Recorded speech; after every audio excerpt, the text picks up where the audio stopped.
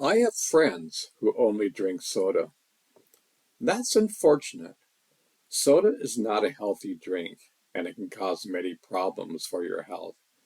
Maybe you can share some of the facts I told you with your friends and encourage them to drink less soda and more water. Water is the best drink for your body. It has no sugar, calories, or additives. It can help you stay dehydrated, energized, and focused. You can also add some lemon, cucumber, mint, or berries to your water to make it more flavorful and refreshing. How to convince someone to drink less soda. Convincing your friends to drink less soda may not be easy, but it is possible. Here are some tips that may help you. Educate them about the health risk of soda. You can share some of the facts I told you earlier, or show them some reliable sources that explain how soda can harm their health. For example, you can refer them to this article by Healthline or this guide by Harvard School of Public Health that shows how much sugar and calories are in a soda and how they can affect your body. Be supportive and respectful. Don't judge your friends or make them feel guilty for drinking soda. Instead, be supportive and respectful of their choices and let them know that you care about their well-being. You can also praise them for any positive changes they make, such as drinking less soda or choosing healthier alternatives. Lead by example. One of the best ways to convince your friends to drink less soda is to show them that you're doing it yourself. You can tell them how you stopped drinking soda or cut back on it and how it benefited your health, energy, mood, or weight. You can also offer them some of the drinks that you enjoy instead of soda, such as water, unsweetened tea, or natural juices. Make it fun and easy.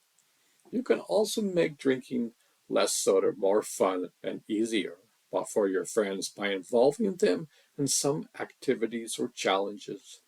For example, you can invite them to join you in a water drinking challenge where you can compete to see who can drink more water in a day or a week. You can also make your own flavored water or iced tea with fresh fruits, herbs, or spices and share it with your friends. Avoid temptation. Another way to help your friends drink less soda is to avoid situations where they may be tempted. For example, you can suggest going to places that don't serve soda, such as coffee shop, juice bars, or smoothie places. You can also avoid buying soda for your home or office and stock up on healthier drinks instead. Sugar content in energy drinks. Energy drinks are another type of beverage that are high in sugar and can harm your health. The amount of sugar in energy drink varies depending on the brand and the size of the can or bottle, but a typical 16-ounce energy drink can contain about 40 to 55 grams of sugar, which is about 10 to 12 teaspoons of sugar. That's more than the recommended daily intake of added sugar for a healthy diet. Some energy drinks may even have more sugar than that. For example, a 16-ounce can of Monster Energy has about 54 grams of sugar, which is about 14 teaspoons. A 16-ounce bottle of Rockstar Energy drink has about 60 grams of sugar, which is about 15 teaspoons. Drinking too much sugar from energy drinks can have negative effects on your health, such as increased stress, blood pressure, heart rate, and risk of chronic diseases such as diabetes, health disease, and cancer. It can also cause tooth decay, weight gain, insomnia, and anxiety. Energy drinks also contain high amounts of caffeine and other stimulants that can interact with the sugar and cause adverse reactions. It is better to limit or avoid energy drinks and choose healthier drinks such as water, unsweetened tea, or natural juices. If you do drink energy drinks occasionally, make sure to check the nutritional label for the sugar content and be mindful of your portion size. Why does soda industry have professional athletes promote their products? That's an interesting question. There are different possible reasons why the soda industry has professional athletes promote their products. Here are some of these. To appeal to sports fans and consumers who aspire to be fit and healthy, professional athletes are often admired and respected by many people who follow sports or want to improve their physical performance. By associating their product with these athletes, the soda industry may hope to create a positive image and influencing the purchasing decisions of their target audience. To leverage the popularity and reach of major sports events and leagues, professional athletes also participate in or endorse large-scale sport events and leagues that attract billions of viewers and fans worldwide.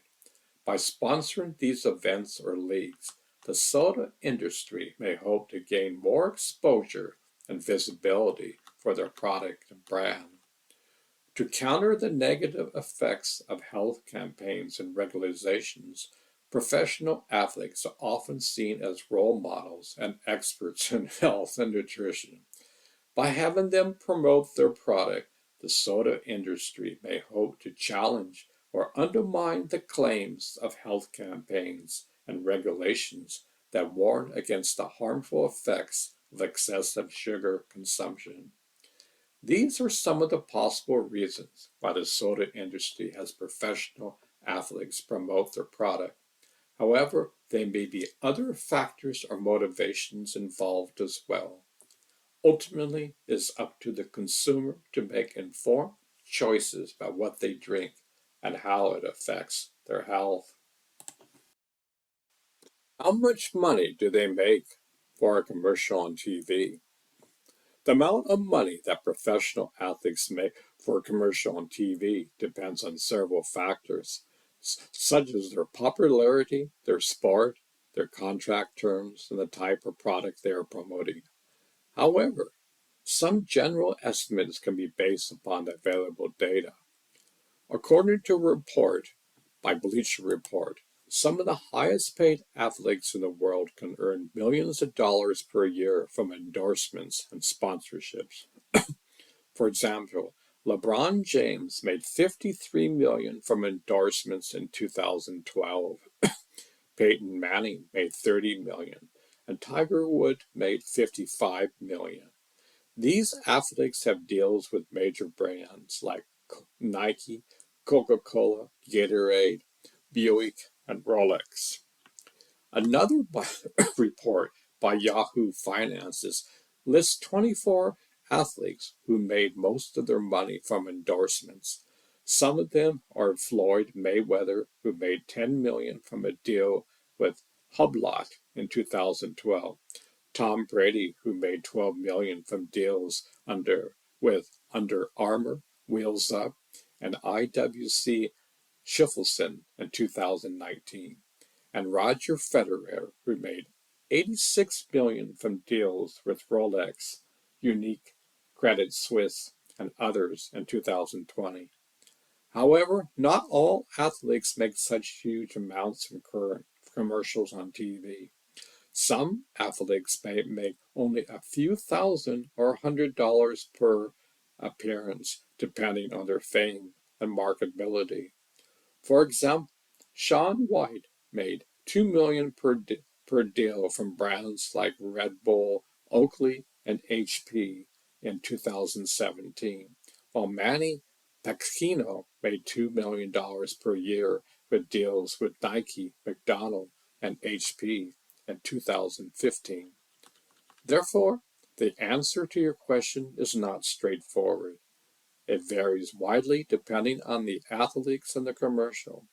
However, it is safe to say that some professional athletes can make a lot of money from commercials on TV, while others may not. If they ban cigarette commercials, why not ban soda commercials? Your question is a valid one, as both cigarette and soda consumption has been linked to negative health effects.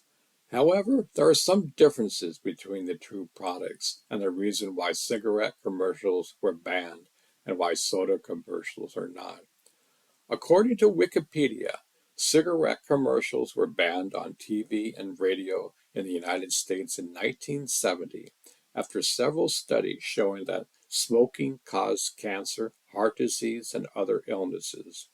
The ban was supported by President Nixon, who was a pipe smoker himself, and by public health advocates who wanted to protect consumers from the addictive and harmful effects of nicotine. The ban also aimed to reduce the exposure of children and teenagers to cigarette advertising, which was seen as a way of influencing their behavior and preferences. Soda commercials, on the other hand, are not banned on TV and radio in the United States, although some regulations and restrictions have been imposed on them in recent years. For example, in 2006, major soda companies agreed to stop selling sugary drinks in schools and to limit their advertising to children under 12. In 2014, the FDA proposed to require calorie labels on vending machines that sell soda and other beverages. In 2016, Philadelphia became the first major city to impose a tax on soda and other sugary drinks, followed by several other cities and states.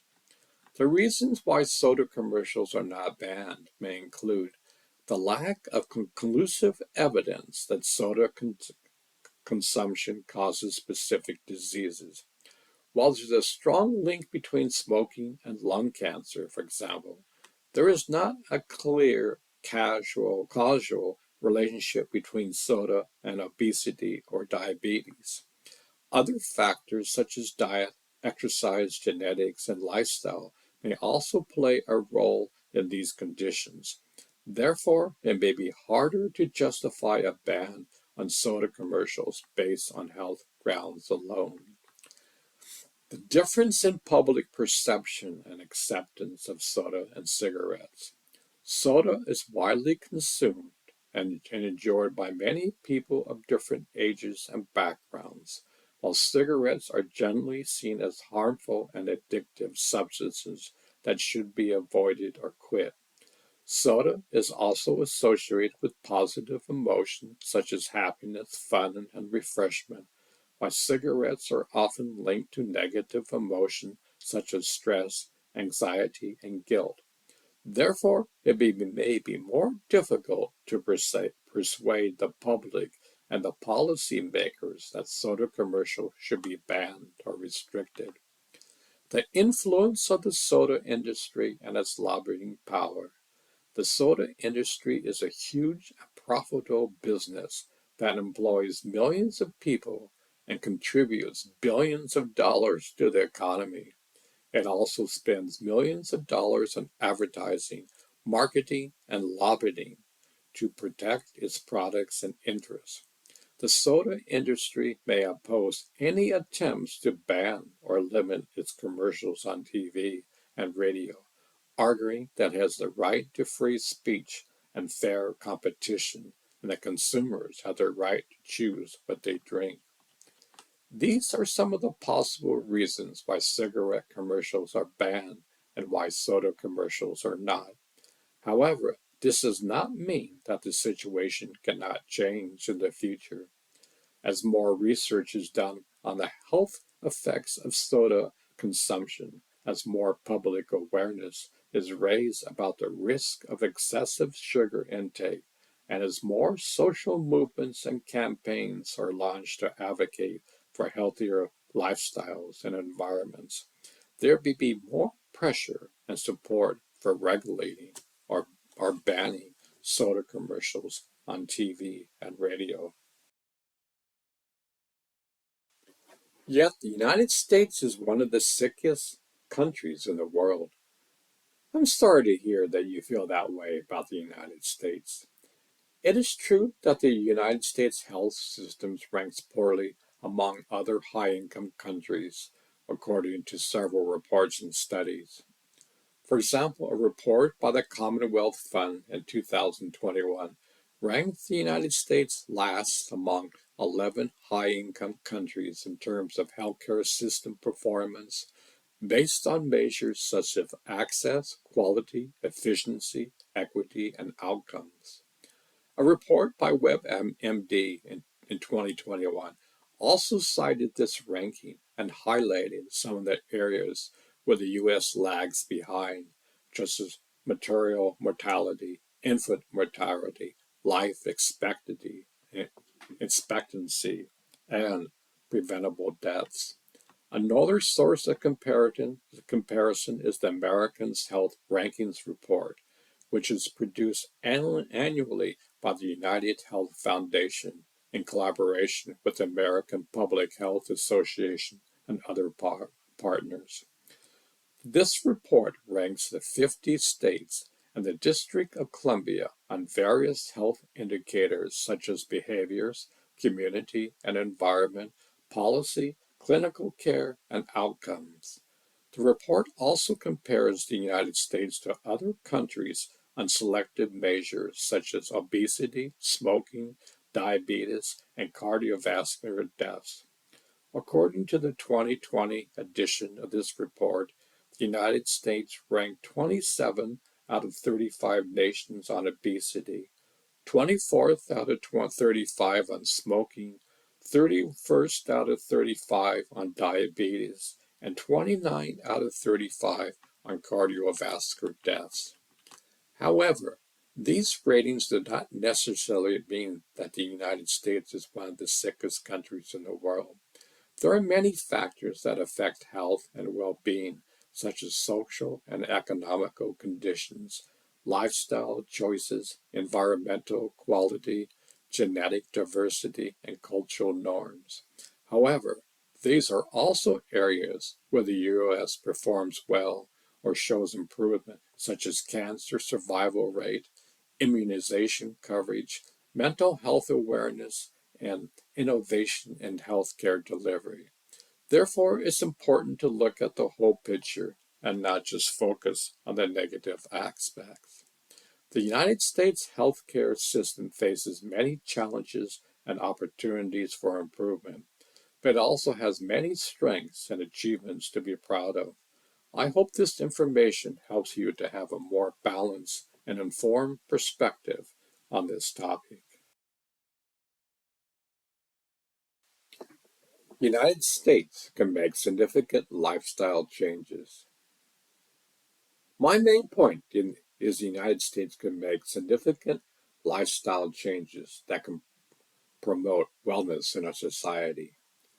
I agree with you that the United States can make significant lifestyle changes that can help promote wellness in our society. There are many examples of healthier behaviors and practices that can improve physical and mental health, such as eating a balanced diet, exercising regularly, avoiding tobacco and alcohol, managing stress, getting enough sleep, staying connected with others, and seeking professional help when needed. These lifestyle changes can also help prevent or manage chronic diseases such as obesity, diabetes, heart disease, and cancer, which are major causes of morbidity and mortality in the U.S. and other countries. However, I also recognize that making lifestyle changes is not easy or simple for everyone. There may be barriers or challenges that prevent people from adopting or maintaining healthy habits, such as lack of access, affordability, awareness, motivation, support, or time. There may also be social and environmental factors that influences people's choices and behaviors, such as culture, media, peer pressure, policies, norms, and expectations. Therefore, I think that individual lifestyle change needs to be complemented by collective actions and interventions that can create a more supportive and conducive environment for wellness in our society. Some examples of collective actions and interventions that can promote wellness in our society are improving the availability and quality of healthcare service and coverage for all people, regardless of income, race, gender, or location. Enhancing the education and awareness of health issues and resources among the public and healthcare providers. Encouraging the participation and engagement of communities and stakeholders in health promotion and disease prevention activities and programs. Implement policies and regulations that can protect and improve the health of the population, such as taxes on unhealthy products, subsidies for healthy products, bans on harmful substances, standards for food safety and nutrition, incentives for physical activity and wellness programs, etc. Creating and maintaining a health and safe physical environment that can facilitate and foster healthy behavior such as parks, trails, bike lanes, sidewalks, playgrounds, gardens, gyms, etc. These are some of the ways that the United States can make significant lifestyle changes that can help promote wellness in our society. I hope you find this information helpful and interesting. Thank you for sharing your thoughts with me. We should have advertising that should only reflect these values. That's why I think we should have advertising that should only reflect these values. I understand your point of view. You think that advertising should only reflect the values of wellness and health and not promote products or behaviors that are harmful or unhealthy. You may believe that advertising has a powerful influence on people's choices and behaviors, and that it should be used for good and not for evil. You may also think that advertising should be honest, accurate, and responsible, and not misleading, deceptive, or manipulative. I respect your opinion, but I also want you to offer a different perspective. Advertising is not only a way of informing or persuading people about products or services, but also a form of expression and communication that reflects the diversity and complexity of our society. Advertising can have different purposes, audience, message, styles, and efforts depending on the context and the situation. Advertising can also be creative, artistic, humorous, emotional, inspirational, and educational. Therefore, I think that advertising should not be limited or restricted to only certain values, but rather be open and diverse to reflect the reality and richness of our society. However, I also agree that advertising should have some ethical and legal standards and guidelines can ensure its quality and integrity. Advertising should not violate the rights or interests of others, such as privacy, dignity, safety, or health. Advertising should not promote illegal or harmful products or behavior such as drugs, violence, or discrimination. Advertising should not make false or unsubstantiated claims or promises that can mislead or deceive consumers. Advertising should also be appropriate and relevant for the intended audience and medium, and not cause offense or harm to anybody. These are some of the standards and guidelines I think advertising should follow to be fair and responsible. However, I also acknowledge that there may be different opinions and interpretations of what constitutes fair and responsible advertising, and there may be challenges and conflicts in applying these standards and guidelines in practice. Therefore, I think that advertising should be also subject to feedback and evaluation from the public and the authorities, and be accountable for its actions and consequences.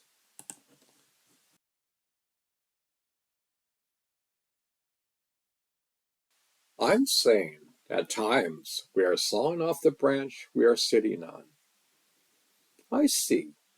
You're using a metaphor to express your concerns that we are harming ourselves by our own actions. You are implying that we are acting against our own interest and well being, and that we're not aware of the consequences of our choices and behaviors. You may be referring to some specific examples or issues that illustrate your point, such as environmental degradation, social injustice, economic economic inequality, etc. I appreciate your use of figurative language to convey your message. I think that metaphors can be effective and powerful ways of communicating ideas and emotions that may not be easily expressed in literal terms. Metaphors can also help us to understand and relate to complex or abstract concepts by using familiar or concrete images or scenarios. Metaphors can also stimulate our imagination and creativity and make our language more colorful and expressive. However, I also want to remind you that the metaphors are not literal or factual statements, but rather comparisons or analogies that may have different meanings or interpretations depending on the context of the situation. Metaphors may not always be accurate and appropriate for the purpose or the audience of the communication. Metaphors may also have limitations or drawbacks that may affect their validity or usefulness. Therefore, I think that metaphors should be used with caution and clarity and not be taken for granted or assumed to be true. Some of the limitations or drawbacks of metaphors are: metaphors may oversimplify or distort the reality of a situation by ignoring or omitting some important details or aspects that do not fit the comparison. Metaphors may create or reinforce stereotypes or biases by using image or scenarios that are based on assumptions or generalizations that may not be true or fair for all cases or groups. Metaphors may confuse or mislead the audience by using images or scenarios that are unfamiliar or ambiguous, or that have different meanings in different cultures or contexts. Metaphors may offend or hurt the audience by using images or scenarios that are inappropriate or insensitive, or may have negative connotations or implications. These are some of the limitations or drawbacks of metaphors that I think you should be aware of and avoid when using them in your communication. I hope you find this information helpful and interesting. Thank you for sharing your metaphor with me.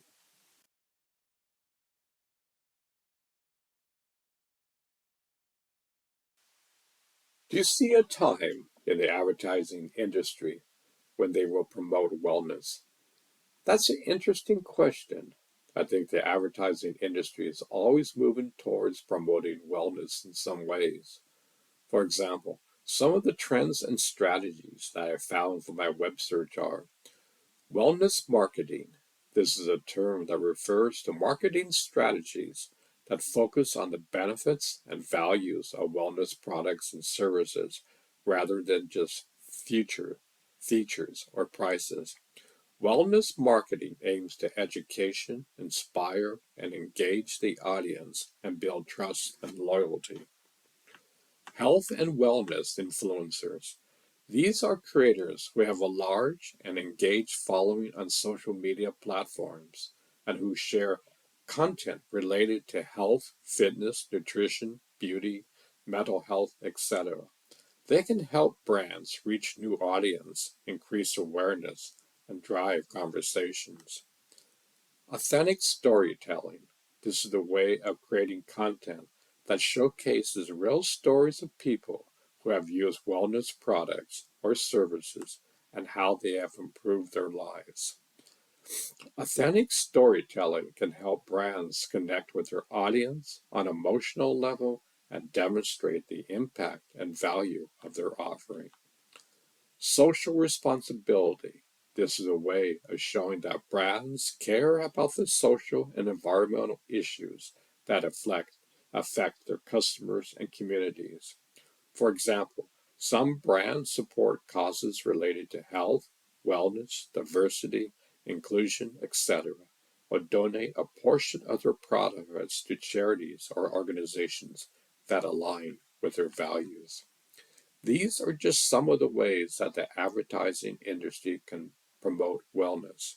Of course, there are also challenges and regulations that need to be considered, such as ensuing safety, quality, accuracy, transparency, and ethics in wellness advertising. But I think that is a lot of potential for growth and innovation in this field. What do you think?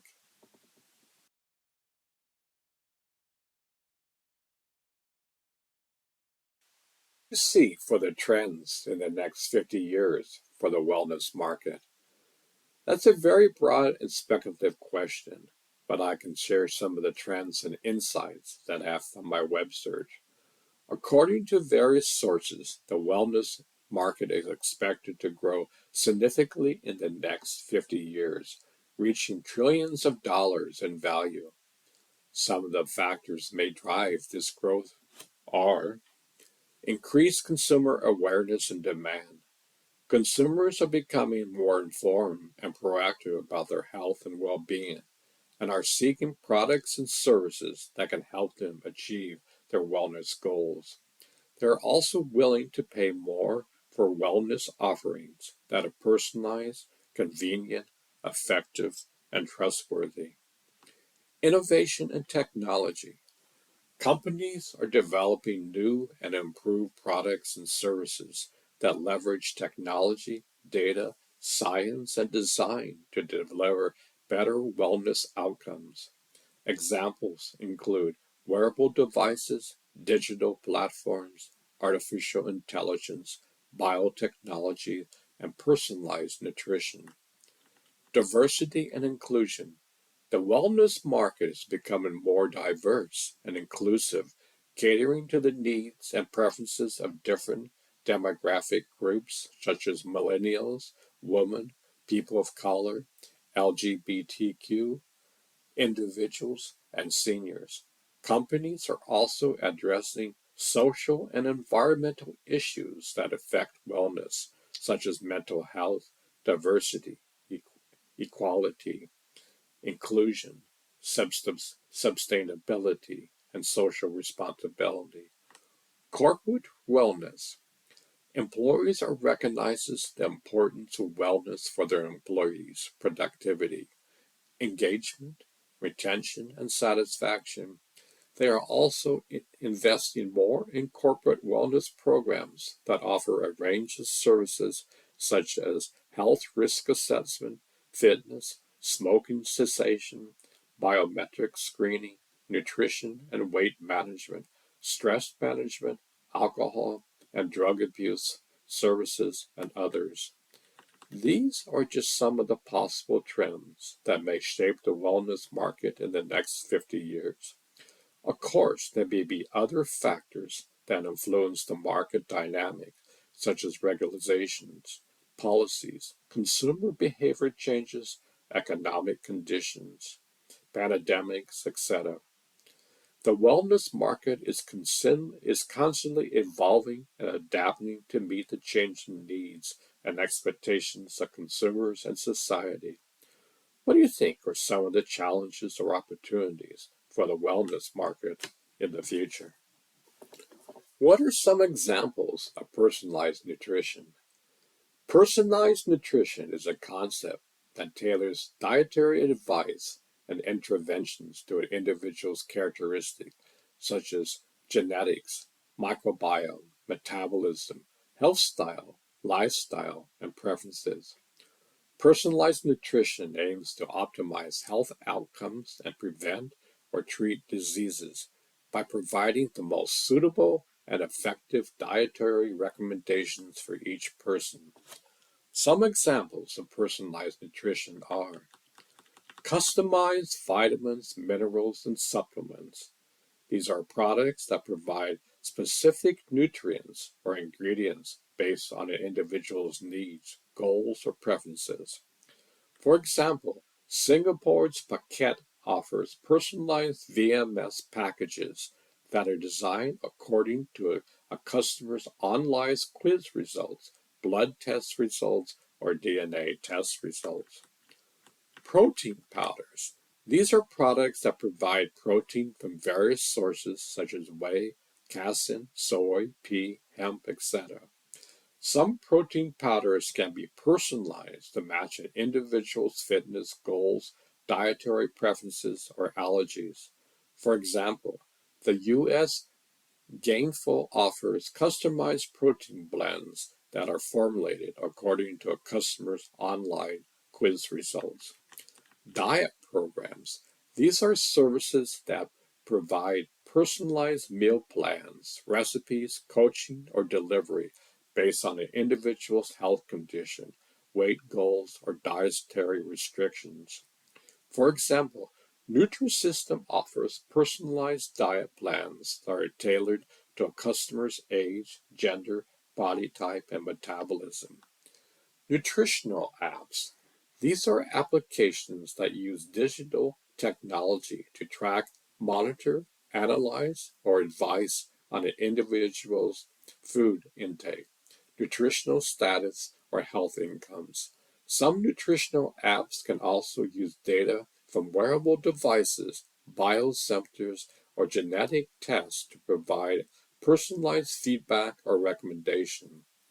For example, Zoe is a nutritional app that uses data from blood tests and a gut microbiome test to provide personalized insights on how different foods affects an individual's blood sugar, inflammation, and fat metabolism. Personalized nutrition, counseling, or therapy. These are services that provide professional guidances or supports on an individual's dietary choices and behavior. Personalized nutrition, counseling, or therapy can help address specific health issues such as diabetes, obesity, cardiovascular disease, food allergies or intolerances, eating disorders, etc. For example, Precision Nutrition is a service that offers personalized nutrition coaching by certified coaches who help clients achieve their health and fitness goals. These are just some examples of personalized nutrition that are available or emerging in the market. Personalized nutrition is a growing field that has the potential to improve health and wellness for many people. However, there are also some challenges and limitations that needs to be considered, such as the cost, accessibility, validity, reliability, and ethics of personalized nutritional products and services. What do you think are some of the benefits or drawbacks of personalized medicine?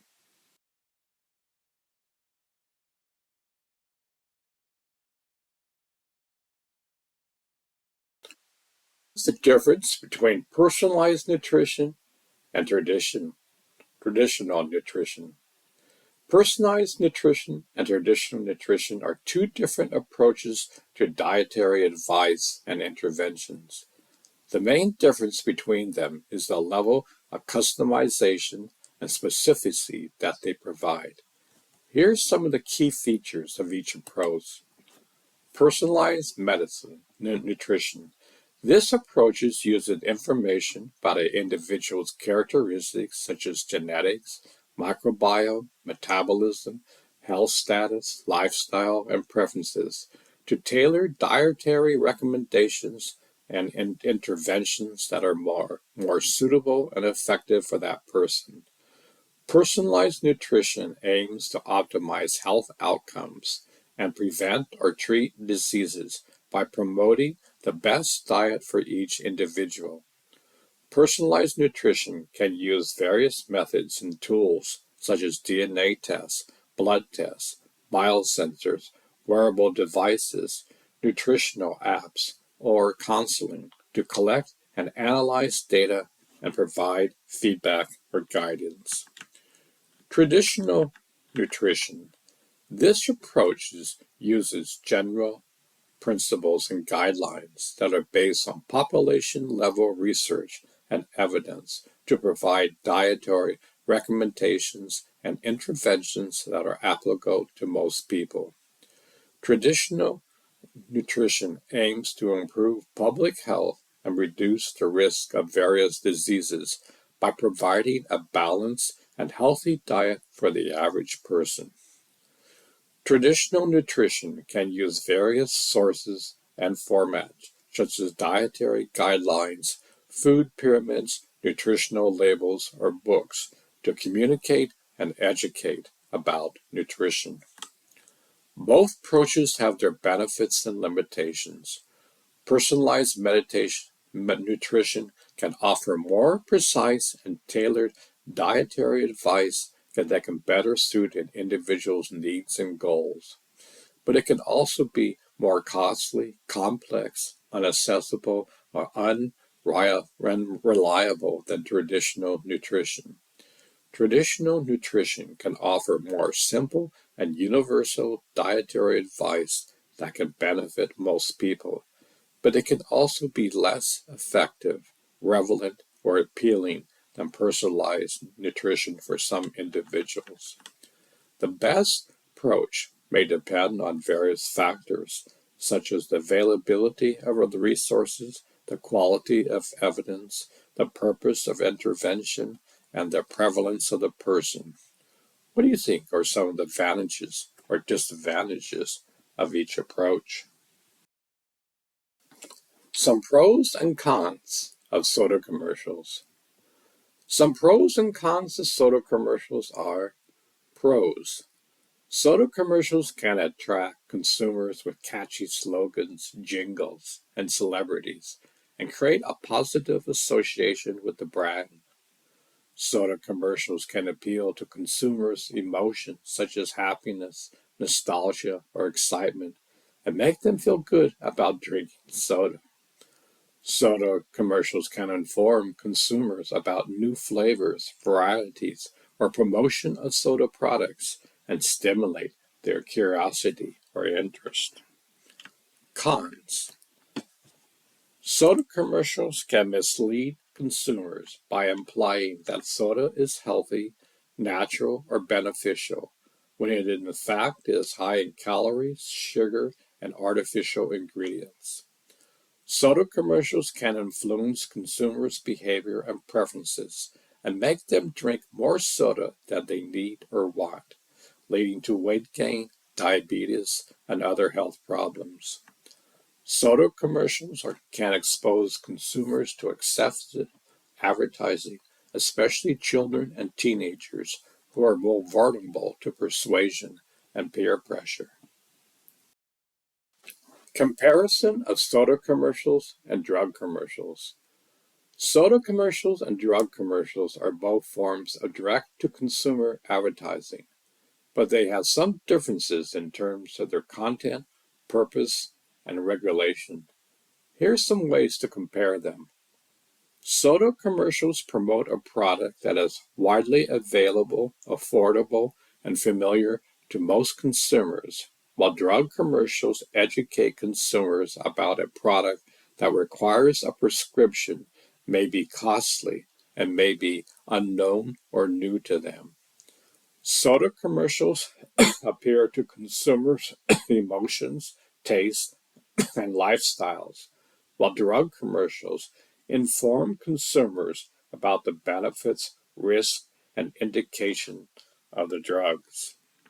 Soda commercials are regulated by the Federal Trade Commission, FTC, which enforces truth in advertising laws and prohibits deceptive or unfair practices, while drug commercials are regulated by the Food and Drug Administration, FDA, which requires that the ads be accurate, balanced, and not misleading. Soda commercials face less scrutiny and criticism than drug commercials, which are often controversial and questioned for their ethical and social implications.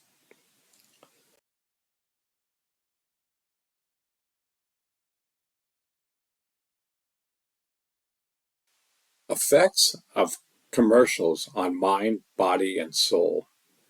That's an interesting question, but not an easy one to answer.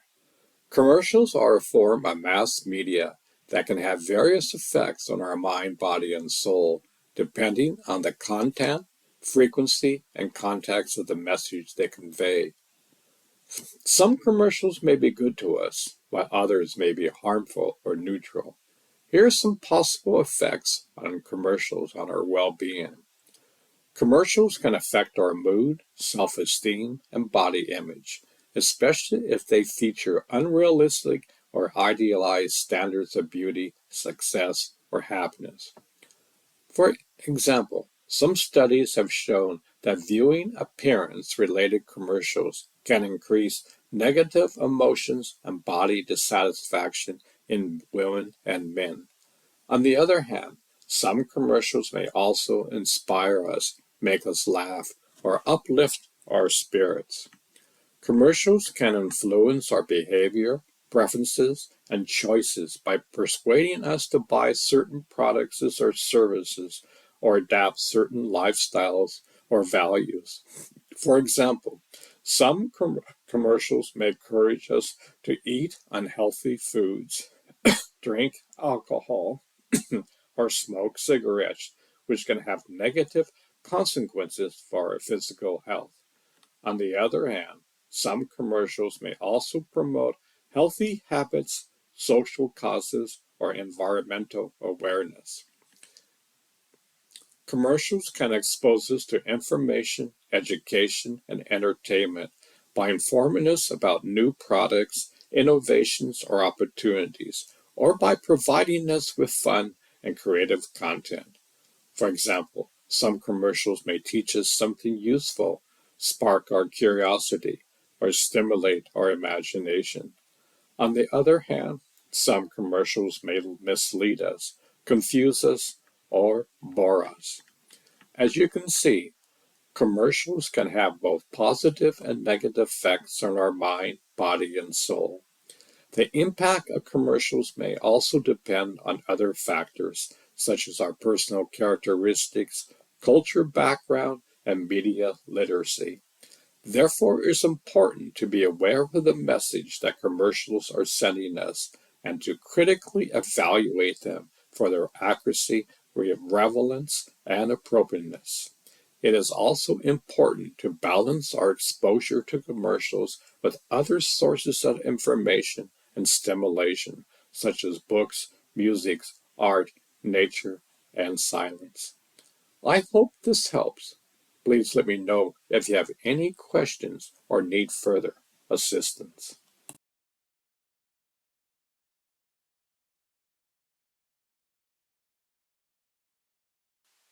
Some examples of good commercials are Apple's 1984 ad. The iconic ad aired during the 1984 Super Bowl and introduced the Macintosh computer to the world. The ad was directed by Ridley Scott and featured a woman running through a dystopian society to smash a screen displaying a Big Brother-like figure, symbolizing Apple's rebellion against IBM dominance in the computer industry. The ad was praised for its cinematic quality, creativity, and impact.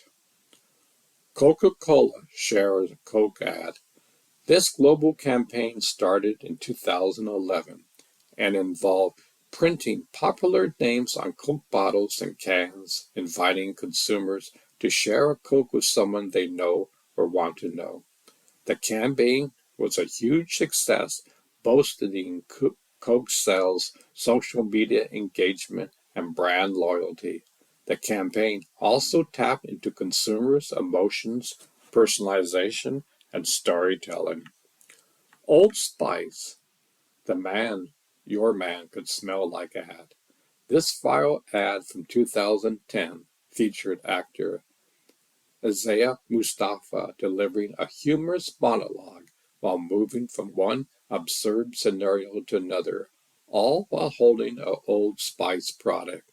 The ad was aimed at women who buy body wash for their men and use humor, charisma, and absurdity to appeal to them.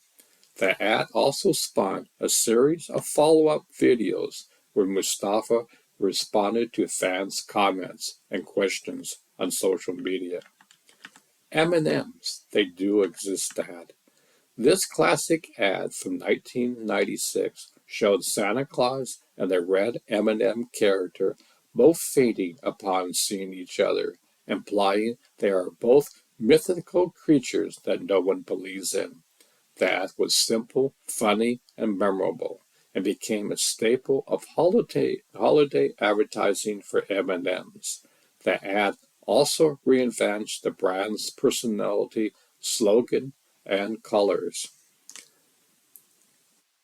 Nike, just do it, ad. This legendary campaign started in 1988 and featured various athletes and celebrities endorsing Nike products and encouraging viewers to pursue their goals and dreams. The campaign was inspired by the last words of a convicted murderer, "Let's do it," and aimed to capture Nike's spirit of determination, courage, and excellence. The campaign was hugely influential, increasing Nike's sales, market share, and brand recognition. These are just some of the many examples of good commercials that have impressed audiences and achieved marketing success over the years. These ads show how advertisers can use creativity, emotion, humor, and storytelling to connect with their customers and promote their brands.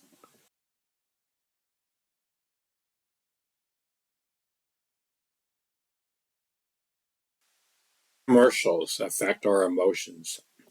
Commercials affect our emotions in various ways depending on the content, tone, and purpose of the ads. Here's some of the ways that commercials can influence our feelings and how we make decisions. Commercials can elicit positive or negative emotion, such as happiness, sadness, anger, fear, or surprise, by using images, sound, words, or stories that appeal to our senses and memories. These emotions can create preferences, associations, and values for the products or services that are advertised. Commercials can also persuade us to buy or use something by appealing to our emotional needs, desires, or aspirations, such as belonging, security, love, success, or happiness.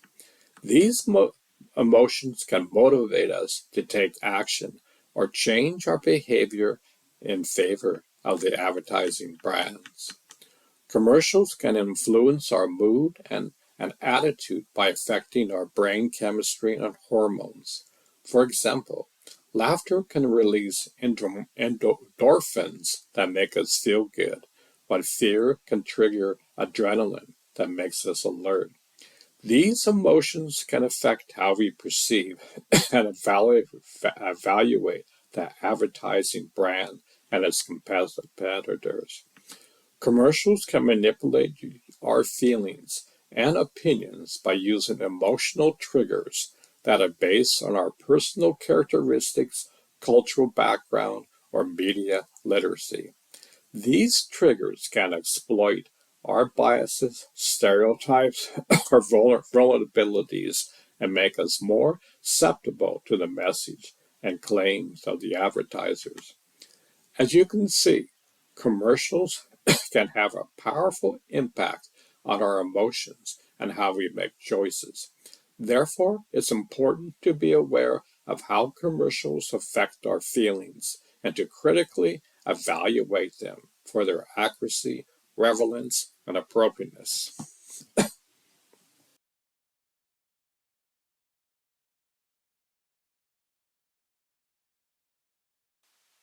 Can commercials be addictive? Commercials can be addictive in the sense that they can trigger the release of dopamine, a brain chemical that is involved in reward and pleasure. Dopamine motivates us to seek out and repeat rewarding experiences, such as buying a product or service that is advertising. However, dopamine can also lead to tolerance and withdrawal, which are signs of addiction. Tolerance means that we need more of the same stimulus to get the same level of pleasure, while withdrawal means that we feel unhappy or restless when we don't get the stimulus. Some factors that make commercials more addictive are easy access and speedy reward. Commercials are everywhere, especially on the internet and social media, and they deliver instant gratification by offering discounts, free trials, or limited time offers. Emotional appeal. Commercials can elicit positive or negative emotions such as happiness, sadness, anger, fear, or surprise by using images, sounds, words, or stories that appeal to our senses and memories. These emotions can create preferences, associations, and values for the products or services that are advertising. Social connection.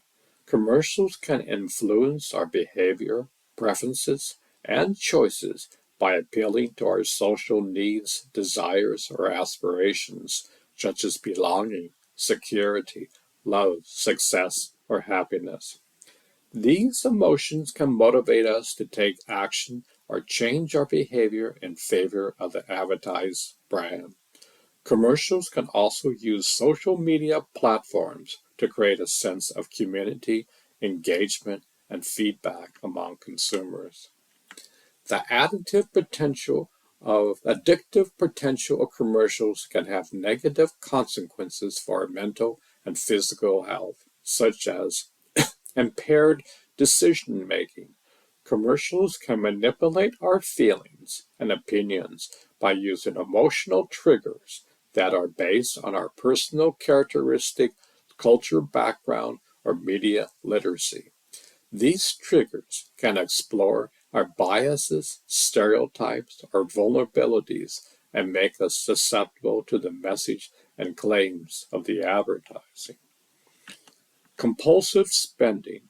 Commercials can persuade us to buy or use something that we don't need or want, or that is harmful to us or others.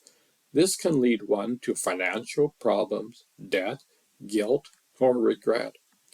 Reduce well being. Commercials can affect our mood and attitude by affecting our brain chemistry and hormones. For example, laughter can release endorphins that make us feel good, while fear can trigger adrenaline that makes us alert. These emotions can affect how we perceive and evaluate the advertised brand and its competitors. However, these emotions can also cause stress, anxiety, depression, or dissatisfaction if they are not balanced by other sources of information and stimulation. Therefore, it's important to be aware of how commercials affect our emotions and to critically evaluate them for their accuracy, relevance, and appropriateness. It is also important to balance our exposure to commercials with other sources of information and stimulation, such as books, music, and arts. Signs of addiction to commercials. There are no definite tests or diagnoses for addiction to commercials, but there are some signs and symptoms that may indicate a problem. Some of these are being unable to stop watching commercials, even when wanting to cut down or regulate your exposure for having tried several times. Worrying about the next commercial and getting a consistent supply of the products or services that are advertised. Experiencing intense craving for the products or services that are advertised at any time, especially in places we have seen or heard the commercials. Devoting considerable time to watching, searching, and talking about commercials. Neglecting roles and responsibilities such as work, school, or home obligations because of your interest in commercials. Experiencing interpersonal problems as a result of your obsession with commercials. Changing social patterns, withdrawing from family, friends, and activities in order to watch more commercials. Facing risky situations to watch more commercials or buy more products or services that are advertised. Watching commercials or buying products or services that are advertised, despite knowing they cause physical or physiological harm to yourself or others. Developing tolerance, requiring more commercials or more products or services to get the same level of satisfaction. A common but not invariable feature of addiction, something called adaptation. Developing the unpleasant psychological symptoms of withdrawal, such as irritability, anxiety, restlessness, or depression, which, when unable to watch commercials or buy products or services that are advertised. If you recognize some of these signs and symptoms in yourself or someone you care, you may want to seek professional help.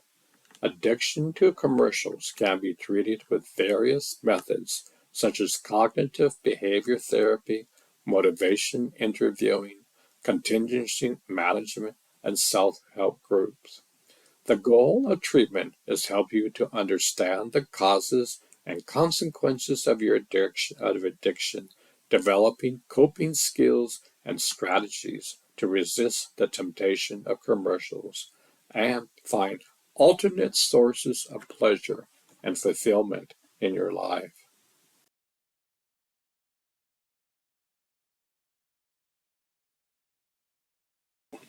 Quick way to resist the temptation of commercials. There's no easy, quick way to resist the temptation of commercials, but there are some steps you can take to reduce their influence and power over you. Some of these are: limit your exposure to commercials. You can do this by avoiding or skipping channels, websites, or magazines that have a lot of commercials, using ad blockers or mute buttons, or turning off your devices when you don't need them. Be aware and critical of the messages and techniques that commercials use. You can do this by educating yourself about the psychology of advertising, recognizing the emotional triggers and biases that commercials exploit, and question the accuracy, relevance, and appropriateness of the claims and offers that commercials make. Develop a realistic and healthy budget and stick to it. You can do this by tracking your income and expenses, setting aside money for your needs and savings, and limiting your spending on unnecessary or harmful products or services that are advertised. Seek support from others who share your goal of resisting the temptation of commercials. You can do this by joining a self-help group such as Adbusters or Commercial Alert, finding a therapist or counselor who specializes in addiction, or reaching out to your family or friends who can offer your advice, encouragement, or accountability. Finding alternate sources of pleasure and fulfillment in your life. You can do this by engaging in hobbies, activities, or causes that interest you, learning new skills, or pursuing new goals, or spending time with people who care about you. and support you. What are some healthy alternatives to watching commercials?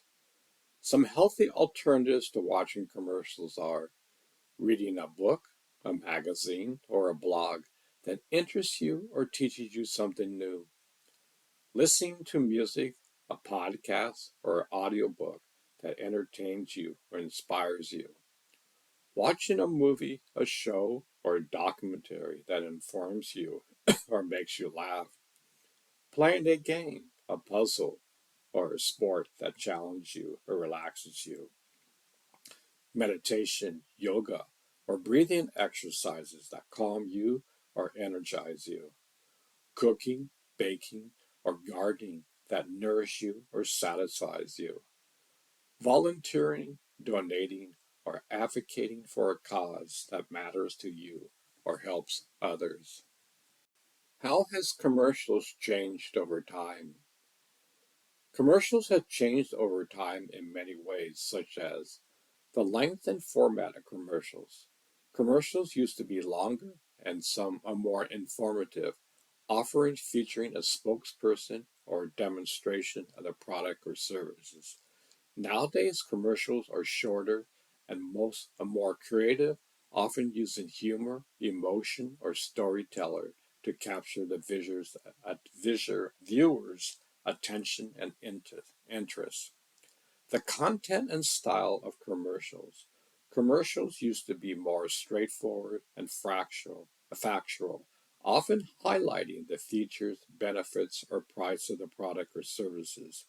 Nowadays, commercials are more subtle and suggestive, often appealing to the values, needs, or aspiration of the consumers. The targeting and the segmentation of commercials. Commercials used to be more general and mass oriented, often aiming to reach the largest possible audience with a single message. Nowadays, commercials are more specific and personalized, often targeting niche markets or segments with different messages or offers. The medium and platform of commercials. Commercials used to be mainly broadcast on TV or radio, often during prime time or popular shows. Nowadays, commercials are also distributed online or on mobile devices, often through social media or streaming services. The measurement and evaluation of commercials.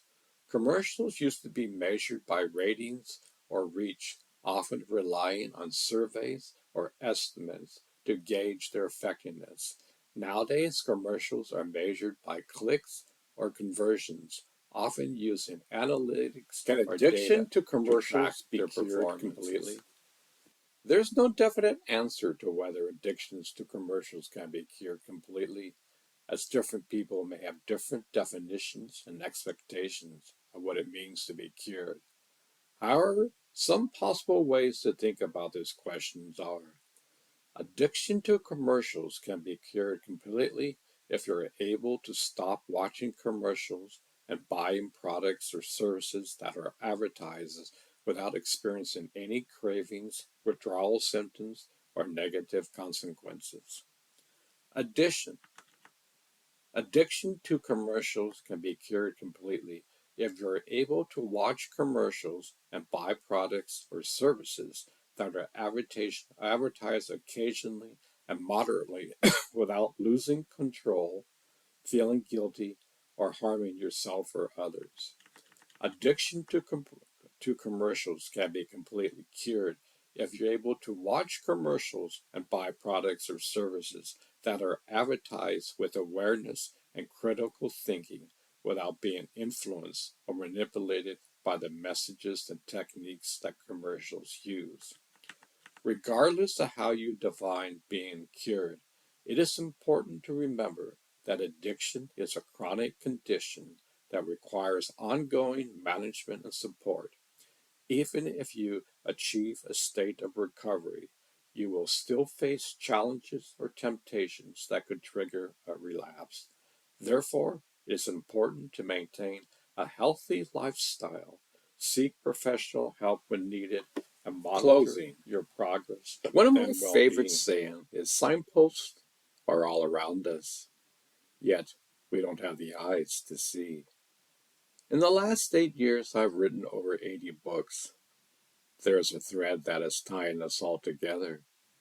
In order for the world to change for the better, we must see and experience in each and every moment the thread of life. When I was young, I thought it was just a theory, something that you wished was true.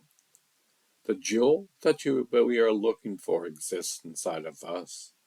We can change this world if we want to. The decision is up to you. You are a precious piece of the puzzle of life.